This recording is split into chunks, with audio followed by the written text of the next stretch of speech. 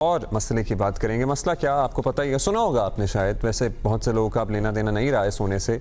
सोना as in सोने वाला सोना नहीं, पहनने वाला सोना, जेवर वाला सोना। लेकिन सोना हमेशा से ही महंगा रहा है, लेकिन अब जो हो गया है तो बिल्कुल ही, पहले upper middle class, somewhat middle class भी अपनी बच्चों की शादी पे कुछ अरेंज कर लेता था, लेकिन अब तो इट्स टू मच नाउ। कल 1 तोला सोने की कीमत मज़ीद 2200 रुपये बढ़ी है।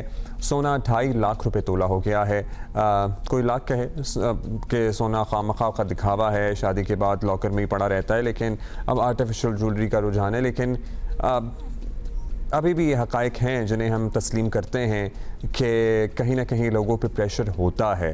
हम इस प्रेशर को इनकरेज नहीं करते, इसको नेगेट ही करते हैं। रिवायात कह लें या अपने शौक़ कह लें, कुछ लड़कियों को ख़ुद भी शौक़ होता है, ये लाजमी ही सॉर्ट ऑफ समझा जाता है कि कुछ ना कुछ तो दिया ही जाए। और हमें जो मिडिल क्लास फैमिलीज़ होती हैं, जो हमारा सोसाइटल फैब्रिक है, वहाँ पे लोगों की इज़्ज़त बेइज़्ज़ती का मसला भी होता है कि भाई कितना सोना चढ़ाया है, कितना नहीं चढ़ाया है। सो 2.5 लाख रुपए फ़ी तोला सोना होने से सर्टनली ख़रीदारी इसकी और कम होगी, ख़त्म तो नहीं हो सकती। यूजुअली सोना रिसाइकिल भी होता है। सो ये है सूरत हाल।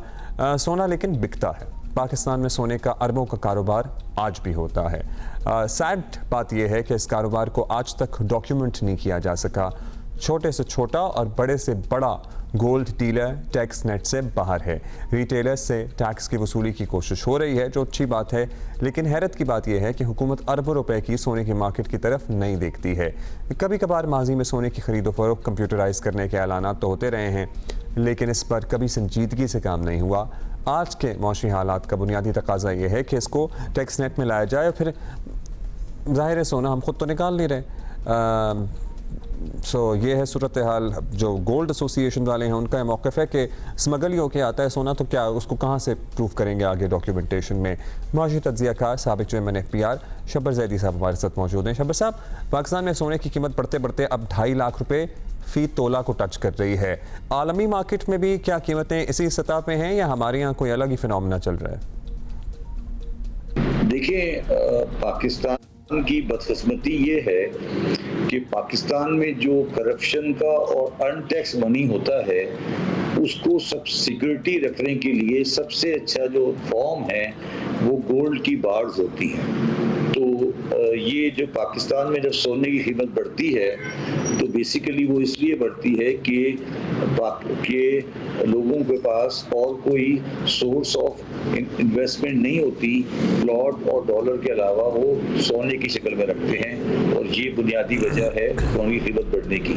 जितना शब्बर साहब हम समझ पाए हैं, पाकिस्तान में सोने का कारोबार कोई रेगुलेटेड कारोबार नहीं है। बज़ाहिर सोने की इंपोर्ट का कोई निज़ाम भी नहीं है। बहरहाल सोना आता भी है, फ़रोख्त भी होता है। तो क्या ये सारा कारोबार सोने की ख़रीदो फरोख्त टैक्सेबल नहीं होनी चाहिए? देखिए, पाकिस्तान में हर साल तकरीबन 40 टन सोने की ज़रूरत पड़ती है जो नया सोना मार्केट में आता है, और मेरा ख्याल है कि उसमें से 1-8 टन भी शायद बहुत कलील मकदार में इंपोर्ट होता है, बाकी सब गैर कानूनी तरीके से पाकिस्तान में दाखिल होता है। तो अगर कोई आदमी ये समझता है कि जब तक वो सोने की इंपोर्ट को प्रॉपर्ली मैनेज नहीं करेगा, वो ज्वेलरी की बिजनेस को किसी टैक्स रिकॉर्ड में या सिस्टम में ले आएगा, उसको पाकिस्तान के कारोबार का अंदाज़ा ही नहीं है। तो सुनार के बाद जब आप जाते हैं और सबको कहते हैं कि भाई आप रिकॉर्ड दिखाओ, तो वो कहता है भाई मेरे पास सोना तो मैंने लिया ही नहीं, मेरे पास उसे बनवाई है। तो ये सारी कहानी बेकार की है कि ज्वेलरी के सेक्टर को आप सही कर सकते हैं। जब तक आप सोने की इंपोर्ट को सही नहीं करेंगे, ज्वेलरी का सेक्टर कभी सही नहीं हो सकता। जब तक इंपोर्ट रेगुलेट नहीं होगी तब तक ये प्रॉब्लम, यही हम समझें, पहले भी ये बात होती है कि इसको नई टैक्स नेट में लाया जा सकता है। अब जूलर्स और इनकी मार्केट्स को टैक्स नेट में लाने, FPR और पॉस मशीनें लगाने की बड़ी कोशिश की गई, अरसे से कोशिश जारी है, लेकिन सब हो नहीं पाया। आपको लगता है कि इस मामले पे सख्ती होगी तो कुछ हो जाएगा, या नहीं इंपोर्ट ही पहले मैनेज करनी होगी, तभी ये सारा ये कारोबार डॉक्यूमेंटेशन इसकी की जा सकती है? यार, मैंने आपको समझाने की कोशिश कर रहा हूँ।